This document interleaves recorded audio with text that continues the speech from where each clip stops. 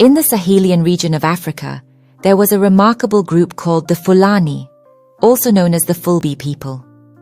They were known for looking after animals, especially in places like Nigeria, Senegal, Guinea, Cameroon, and Mali.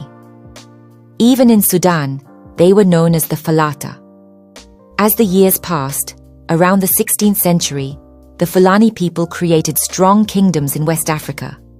The biggest and most organized was the Sokoto Caliphate, led by a man named Usman Dan Fodio.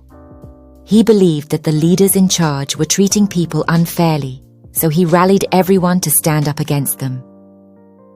The Sokoto Caliphate covered a huge part of what we now call northern Nigeria, southern Niger, and parts of northern Cameroon.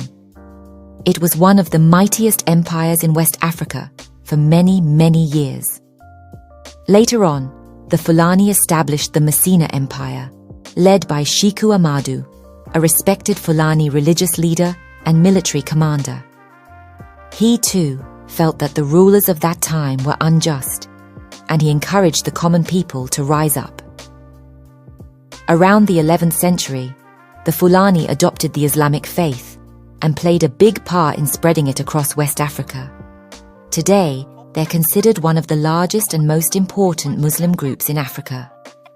The Fulani people spoke the Fula language, similar to the Sera and Wolof languages. Unlike most other languages in the area, Fula wasn't tonal. Some called it Pula in the west, while in the central and eastern areas, it was known as Fulfulde. Traditionally, the Fulani were known for moving around a lot, taking care of cattle, goats and sheep in the wide, dry lands of West Africa. They were also known as clever traders, exchanging goods like salt, gold and ivory. Genetically, the Fulani were much like other groups in West Africa, especially those who spoke Niger-Congo languages. They also had some North African ancestry due to their interactions with Berbers and other North African groups. During a difficult time known as the transatlantic slave trade, many Fulani people were taken from their homes and forced to work in the Americas.